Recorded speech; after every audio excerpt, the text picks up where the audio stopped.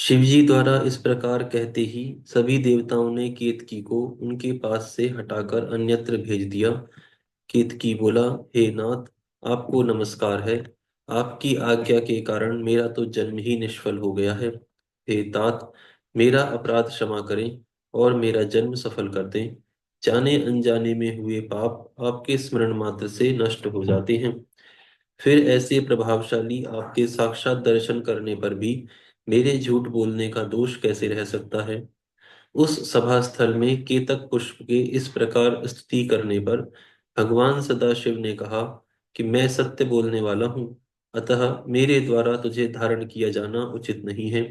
किंतु मेरे ही अपने श्री विष्णु आदि देवगण तुम्हें धारण करेंगे और तुम्हारा जन्म सफल होगा, और मंडप आदि के बहाने तुम मेरे ऊपर भी उपस्थित रहोगे। इस प्रकार भगवान शंकर, ब्रह्मा, श्री विष्णु और केतकी पुष्प पर अनुग्रह करके सभी देवताओं से स्तुत होकर सभा में सुशोभित हुए। यहाँ से नया अध्याय प्रारंभ होता है। नवम अध्याय। इस अध्याय में महेश्वर का ब्रह्मा और विष्णु को अपने निष्कल और सकल स्वरूप का परिचय देते हुए लिंग पूजन का महत्व बताया गया है। नंदिकेश्वर बोले, वे दोनों ब्रह्मा और विष्णु भगवान शंकर को प्रणाम करके दोनों हाथ जोड़कर उनके दाएं बाएं भाग में चुपचाप खड़े हो गए। फिर उन्होंने वहां साक्षात प्रकट पूजनीय महादेव जी को कुटुंब सहित श्रेष्ठ आसन पर स्थापित करके पवित्र पुरुष वस्तुओं द्वारा उनका पूजन किया। दीर्घ काल तक अविकृत भाव से सुस्थित रहने वाली वस्तुओं को पुरुष वस्तु कहते हैं, और अल्प काल तक ही टिकने वाली वस्तुएं प्राकृत वस्तुएं कहलाती हैं। इस तरह वस्तु के ये दो भेद जानने चाहिए। किन पुरुष वस्तु किन पुरुष वस्तुओं से उन्होंने भगवान शिव का पूजन किया, यह बताया जाता है कि हार, नुपुर, केयूर, किरीट, मणिमय कुंडल, यज्ञोपवीत, उत्तरीय वस्त्र, पुष्प, माला, रेशमी वस्त्र, हार, मुद्रिका, अंगूठी, पुष्प, तांबूल, कपूर, चंदन एवं अगूर का अनुलेप, धूप, दीप, श्वेत छत्र, व्यजन व्यंजन, ध्वजा, चंवर तथा अन्य अन्य दिव्य उपहारों द्वारा उन दोनों ने अपने स्वामी महेश्वर का पूजन किया। जिन महेश्वर का वैभव वाणी और मन की पहुंच से परे था, वो जो केवल पशुपति परमात्मा के ही योग्य थे और जिन्हें पशु यानी बद्ध जीव नहीं पा सकते थे, हे सनत कुमार, स्वामी के योग्य जो जो उत्तम वस्तुएं थी, उन सभी वस्तुओं का भगवान शंकर ने भी प्रसन्नता पूर्वक यथोचित रूप से सभासदों के बीच वितरण कर दिया, जिससे यह श्रेष्ठ परंपरा बनी रहे कि प्राप्त पदार्थों का वितरण आश्रितों में करना चाहिए। उन वस्तुओं को ग्रहण करने वाले सभासदों में वहां कोलाहल मच गया।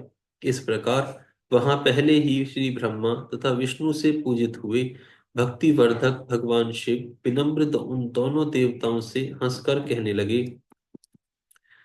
ईश्वर बोले, हे पुत्रों, आज का दिन महान है। इसमें तुम्हारे द्वारा जो आज मेरी पूजा हुई है, इससे मैं तुम लोगों पर बहुत प्रसन्न हूँ। इसी कारण यह दिन परम पवित्र और महान से महान होगा। आज की यह तिथि शिवरात्रि के नाम से विख्यात होकर मेरे लिए परम प्रिय होगी। इस समय जो मेरे निष्कल अंग यानी लिंग आकृति से रहित निराकार स्वरूप के प्रतीक और बैर यानी सकल साकार रूप से प्रतीक विग्रह की पूजा करेगा, वह पुरुष जगत की सृष्टि और पालन आदि कार्य भी कर सकता है। जो शिवरात्रि को दिन रात निराहार एवं जितेंद्रिय रहकर अपनी शक्ति के अनुसार निष्कपट भाव से मेरी यथोचित पूजा करेगा, उसको मिलने वाले फल का वर्णन सुनो। एक वर्ष तक निरंतर मेरी पूजा करने पर जो फल मिलता है, वह सारा फल केवल शिवरात्रि को मेरा पूजन करने से मनुष्य तत्काल प्राप्त कर लेता है। जैसे पूर्ण चंद्रमा का उदय समुद्र की वृद्धि का अवसर है, उसी प्रकार यह शिवरात्रि तिथि मेरे धर्म की वृद्धि का समय है। इस तिथि में मेरी स्थापना आदि का मंगलमय उत्सव होना चाहिए। हे वत्सों, पहले मैं जब ज्योतिर्मय स्तंभ रूप से प्रकट हुआ था, उस समय मार्गशीर्ष मास में आद्रा नक्षत्र था। अतः जो पुरुष मार्गशीर्ष मास में आद्रा नक्षत्र होने पर मुझ उमापति का दर्शन करता है अथवा मेरी मूर्ति या लिंग की भी झांकी का दर्शन करता है, वह मेरे लिए कार्तिकेय से भी अधिक प्रिय है। उस शुभ दिन मेरे दर्शन मात्र से पूरा फल प्राप्त होता है। यदि दर्शन के साथ साथ मेरा पूजन भी किया जाए तो उसका अधिक फल प्राप्त होता है, जिसका वाणी द्वारा वर्णन नहीं हो सकता। इस रणभूमि में मैं लिंग रूप से प्रकट होकर बहुत बड़ा हो गया हूँ। अतः उस लिंग के कारण यह भूतल लिंग स्थान के नाम से प्रसिद्ध हुआ।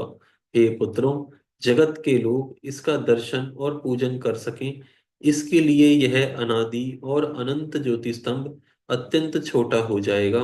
यह लिंग सब प्रकार के भोगों को सुलभ कराने वाला और भोग तथा मोक्ष का एकमात्र साधन होगा। इसका दर्शन, स्पर्श तथा ध्यान प्राणियों को जन्म और मृत्यु से छुटकारा दिलाने वाला होगा। अग्नि के पहाड़ जैसा जो यह शिवलिंग यहाँ प्रकट हुआ है, इसके कारण यह स्थान अरुणाचल नाम से प्रसिद्ध होगा। यहाँ अनेक प्रकार के बड़े बड़े तीर्थ प्रकट होंगे। इस स्थान में निवास करने या मरने से जीवों को मोक्ष हो जाएगा। रथोत्स रथोत्सवादि के आयोजन से यहाँ सर्वत्र अनेक लोग कल्याणकारी रूप से निवास करेंगे। इस स्थान पर किया गया दान, हवन तथा जप, यह सब करोड़ गुना फल देने वाला होगा। यह क्षेत्र मेरे सभी श्रेष्ठ क्षेत्रों में श्रेष्ठतम होगा। यहाँ मेरा स्मरण करने मात्र से प्राणियों की मुक्ति हो जाएगी। अतः यह परम रमणीय क्षेत्र अति महत्वपूर्ण है। यह सभी प्रकार के कल्याणों से पूर्ण, शुभ और सबको मुक्ति प्रदान करने वाला होगा। इस लिंग में मुझ लिंगेश्वर की अर्चना करके मनुष्य सालोक्य, सामीप्य, सारूप्य, सारशिष्ट और सायुज्य, इन 5 प्रकार की मुक्तियों का अधिकार प्राप्त कर लेगा। आप लोगों को भी शीघ्र ही सभी मनोवांछित फल प्राप्त होंगे। नंदिकेश्वर बोले, इस प्रकार विनम्र ब्रह्मा तथा विष्णु पर अनुग्रह करके भगवान शंकर ने उनके जो सैन्य दल परस्पर युद्ध में मारे गए थे, उन्हें अपनी अमृत वर्षणी शक्ति से जीवित कर दिया। उन दोनों ब्रह्मा और विष्णु की मूढ़ता और पारस्परिक बैर को मिटाने के लिए भगवान शंकर उन दोनों से कहने लगे कि मेरे 2 रूप हैं, सकल और निष्कल। दूसरे किसी के ऐसे रूप नहीं हैं। अतः मेरे अतिरिक्त अन्य सब अनीश्वर हैं। हे पुत्रों, पहले मैं स्तंभ रूप से प्रकट हुआ, फिर अपने साक्षात रूप से। ब्रह्म भाव मेरा निष्कल रूप है और महेश्वर भाव सकल रूप है। ये दोनों मेरे ही सिद्ध रूप हैं, मेरे अतिरिक्त किसी दूसरे के नहीं हैं। इस कारण तुम दोनों का अथवा अन्य किसी का भी ईश्वरत्व कभी नहीं है। अज्ञान के कारण तुम दोनों को जो यह ईश तत्व का आश्चर्यजनक अभिमान उत्पन्न हो गया था, उसे दूर करने के लिए उसे दूर करने के लिए ही मैं इस रणभूमि में प्रकट हुआ हूँ। उस अपने अभिमान को छोड़ दो और मुझ परमेश्वर में अपनी बुद्धि स्थिर करो। मेरे अनुग्रह से ही सभी लोकों में सब कुछ प्रकाशित होता है। इस गूढ़ ब्रह्म तत्व को तुम्हारे प्रति प्रेम होने के कारण ही मैं बता रहा हूँ। मैं ही परम ब्रह्म हूँ। कल यानी सगुण और अकल यानी निर्गुण, ये दोनों मेरे ही स्वरूप हैं। मेरा स्वरूप ब्रह्म रूप होने के कारण मैं ईश्वर भी हूँ। जीवों पर अनुग्रह आदि करना मेरा कार्य है। हे ब्रह्मा और केशव, सबसे बृहत और जगत की वृद्धि करने वाला होने के कारण मैं ब्रह्मा हूँ। हे पुत्रों, सर्वत्र समरूप से स्थित और व्यापक होने से मैं ही सबका आत्मा हूँ। अन्य सभी जीव अनात्म रूप हैं, इसमें संदेह नहीं है। सर्ग से लेकर अनुग्रह तक, अर्थात आत्मा या ईश्वर से भिन्न जो जगत संबंधी 5 कृत्य हैं, वे सदा मेरे ही हैं। मेरे अतिरिक्त दूसरे किसी के नहीं हैं, क्योंकि मैं ही सबका ईश्वर हूँ। पहले मेरी ब्रह्म ब्रह्म रूपता का बोध कराने के लिए निष्कल लिंग प्रकट हुआ था। फिर तुम दोनों को अज्ञात ईश्वर तत्व का स्पष्ट साक्षात्कार कराने के लिए मैं साक्षात जगदीश्वर ही सकल रूप में तत्काल प्रकट हो गया। अतः मुझ में जो ईश तत्व है, उसे ही मेरा सकल रूप जानना चाहिए, तथा जो यह मेरा निष्कल स्तंभ है, वह मेरे ब्रह्म स्वरूप का बोध कराने वाला है। हे पुत्रों, लिंग लक्षण युक्त होने के कारण यह मेरा ही चिन्ह है। तुम दोनों को प्रतिदिन यहाँ रहकर इसका पूजन करना चाहिए। यह मेरा ही स्वरूप है और मेरे सामीप्य की प्राप्ति कराने वाला है। लिंग और लिंगी में नित्य अभेद होने के कारण मेरे इस लिंग का महान पुरुषों को भी पूजन करना चाहिए। हे वत्सों, जहां जहां जिस किसी ने मेरे लिंग को स्थापित कर लिया, वहां मैं अप्रतिष्ठित होने पर भी प्रतिष्ठित हो जाता। मेरे एक लिंग की स्थापना करने का फल मेरी समानता की प्राप्ति बताया गया है। एक के बाद दूसरे की भी स्थापना कर दी गई, तब फल स्वरूप से मेरे साथ एकत्व यानी सयुजस्य मोक्ष रूप फल प्राप्त होता है। प्रधानतः शिवलिंग की ही स्थापना करनी चाहिए। मूर्ति की स्थापना उसकी अपेक्षा गौण है। शिवलिंग के अभाव में सब ओर से मूर्ति युक्त होने पर भी वह स्थान क्षेत्र नहीं कहलाता। यहाँ से दशम अध्याय प्रारंभ होता है। इसमें सृष्टि, स्थिति आदि पांच कृत्यों का प्रतिपादन, प्रणव एवं पंचाक्षर मंत्र की महत्ता, ब्रह्मा विष्णु द्वारा भगवान शिव की स्तुति तथा उनका अंतर्ध्यान होने के बारे में बताया गया है। श्री ब्रह्मा श्री विष्णु बोले, हे प्रभु, हम दोनों को सृष्टि आदि पांच कृत्यों का लक्षण बताइए। श्री शिवजी बोले, मेरे कृत्यों को समझना अत्यंत गहन है, तथापि मैं कृपा पूर्वक तुम दोनों को उनके विषय में बता रहा हूँ। हे ब्रह्मा और अच्युत, सृष्टि, स्थिति, संहार, तिरोभाव और अनुग्रह, ये पांच ही मेरे जगत संबंधी कार्य हैं जो नित्य सिद्ध हैं। संसार की रचना का जो आरंभ है वह सर्ग है। मुझसे पालित होकर सृष्टि का सुस्थिर रूप से रहना ही उसकी स्थिति कहा गया है। उसका विनाश ही संहार है। प्राणों का उत्क्रमण ही तिरोभाव है। इन सब से छुटकारा मिल जाना ही मेरा अनुग्रह है। इस प्रकार मेरे पांच कृत्य हैं। इन मेरे कर्तव्यों को चुपचाप अन्य पंचभूतादि वहन करते रहते हैं। जैसे जल में पड़ने वाले गोपुर बिंब में आवागमन होता रहता है। सृष्टि आदि जो चार कृत्य हैं, वे संसार का विस्तार करने वाले हैं। पांचवा कृत्य अनुग्रह मोक्ष का हेतु है। वह सदा मुझ में ही अचल भाव में स्थिर रहता है। मेरे भक्तजन इन पांच कृत्यों को पांचों भूतों में देखते हैं। सृष्टि भूतल में, स्थिति जल में, संहार अग्नि में, तिरोभाव वायु में और अनुग्रह आकाश में स्थित है। पृथ्वी से सबकी सृष्टि होती है। जल से सबकी वृद्धि होती है। आग सबको जला देती है। वायु सबको एक स्थान से दूसरे स्थान को ले जाती है और आकाश सबको अनुग्रहित करता है। यह विद्वान पुरुषों को जानना चाहिए। इन पांच कृत्यों का भार वहन करने के लिए ही मेरे पांच मुख हैं। चार दिशाओं में चार मुख हैं और इनके बीच में पांचवा मुख है। हे पुत्रों, तुम दोनों ने तपस्या करके प्रसन्न हुए मुझ परमेश्वर से भाग्यवश सृष्टि और स्थिति नामक दो कृत्य प्राप्त किए हैं। ये दोनों तुम्हें बहुत प्रिय हैं। इसी प्रकार मेरे विभूति स्वरूप रुद्र और महेश्वर ने दो अन्य उत्तम कृत्य, संहार और तिरोभाव मुझसे प्राप्त किए हैं। परंतु अनुग्रह नामक कृत्य कोई नहीं पा सकता। उन सभी पहले के कर्मों को तुम दोनों ने समय अनुसार भुला दिया। रुद्र और महेश्वर अपने कर्मों को नहीं भूले, इसीलिए मैंने उन्हें अपनी समानता प्रदान की है। वे रूप, वेश, कृत्य, वाहन, आसन, आयुध आदि में मेरे समान ही हैं। हे पुत्रों, मेरे ध्यान से शून्य होने के कारण तुम दोनों में मूढ़ता आ गई है। मेरा ज्ञान रहने पर महेश के समान अभिमान और स्वरूप नहीं रहता। इसीलिए मेरे ज्ञान की सिद्धि के लिए मेरे ओमकार नामक मंत्र का आप दोनों जप करो। यह अभिमान को दूर करने वाला है। पूर्व काल में मैंने अपने स्वरूप भूत मंत्र का उपदेश किया है, जो ओमकार के रूप में प्रसिद्ध है। वह महामंगलकारी मंत्र है। सबसे पहले मेरे मुख से ओमकार यानी ओम प्रकट हुआ, जो मेरे स्वरूप का बोध कराने वाला है। ओमकार वाचक है और मैं वाच्य हूँ। यह मंत्र मेरा स्वरूप ही है। प्रतिदिन ओमकार का निरंतर स्मरण करने से मेरा ही सदा स्मरण होता रहता है। पहले मेरे उत्तरवर्ती मुख से अकार, पश्चिम मुख से उकार, दक्षिण मुख से मकार, पूर्ववर्ती मुख से बिंदु तथा मध्यवर्ती मुख से नाद उत्पन्न हुआ।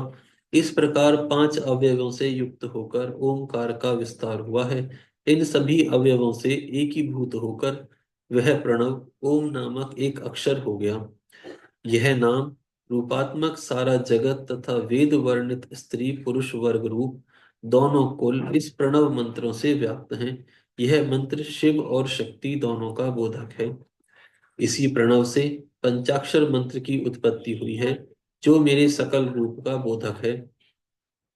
वह अकार आदि क्रम से और नकार आदि क्रम से क्रमशः प्रकाश में आया है।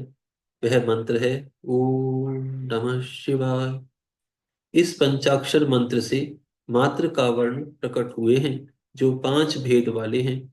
उसी से शिरो मंत्र तथा 4 मुखों से त्रिपदा गायत्री का प्राकट्य हुआ है। उस गायत्री से संपूर्ण वेद प्रकट हुए हैं और उन वेदों से करोड़ों मंत्र निकले हैं। उन उन मंत्रों से भिन्न भिन्न कार्यों की सिद्धि होती है, परंतु इस प्रणव एवं पंचाक्षर से संपूर्ण मनोरथों की सिद्धि होती है। इस मूल मंत्र से भोग और मोक्ष दोनों ही सिद्ध होते हैं। मेरे सकल स्वरूप से संबंध रखने वाले सभी मंत्र राज साक्षात भोग प्रदान करने वाले और शुभ कारक हैं। नंदिकेश्वर बोले, तदनंतर माँ जगदम्बा पार्वती के साथ बैठे हुए गुरुवर महादेव जी ने उत्तराभिमुख बैठे हुए श्री ब्रह्मा और श्री विष्णु को पर्दा करने वाले वस्त्र से आच्छादित करके उनके मस्तक पर अपना कर कमल रखकर धीरे धीरे उच्चारण करके उन्हें उत्तम मंत्र का उपदेश दिया। यंत्र तंत्र में बताई हुई विधि के पालन पूर्वक 3 बार मंत्र का उच्चारण करके भगवान शिव ने उन दोनों शिष्यों को मंत्र की दीक्षा दी। तत्पश्चात उन शिष्यों ने गुरु दक्षिणा के रूप में अपने आप को ही समर्पित कर दिया और दोनों हाथ जोड़कर उनके समीप खड़े हो उन देवश्रेष्ठ जगत गुरु का स्तवन किया। श्री ब्रह्मा और श्री विष्णु बोले, हे प्रभु, आप निष्कल स्वरूप हैं, आपको नमस्कार है। आप निष्कल तेज से प्रकाशित होते हैं, आपको नमस्कार है। आप सबके स्वामी हैं, आपको नमस्कार है। आप सर्वात्मा को नमस्कार है, अथवा सकल स्वरूप आप महेश्वर को नमस्कार है। आप प्रणव के वाच्यार्थ हैं, आपको नमस्कार है। आप प्रणव लिंग वाले हैं, आपको नमस्कार है। सृष्टि पालन, संहार, तिरोभाव और अनुग्रह करने वाले, आपको नमस्कार है। आपके 5 मुख हैं, आपको नमस्कार है। पंच ब्रह्म स्वरूप 5 कृत्य वाले, आपको नमस्कार है। आप सबके आत्मा हैं, ब्रह्मा हैं। आपके गुण और आपकी शक्तियां अनंत हैं, आपको नमस्कार है। आपके सकल और निष्कल 2 रूप हैं। आप सद्गुरु एवं शंभु हैं, आपको नमस्कार है। इन पद्यों द्वारा अपने गुरु महेश्वर की स्तुति करके श्री ब्रह्मा और श्री विष्णु ने उनके चरणों में प्रणाम किया। आज हम यहाँ विराम करते हैं, फिर कल से प्रारंभ करेंगे। हरिओम। हरिओम भैया। हरिओम। ओम नमः शिवाय। ओम नमः शिवाय।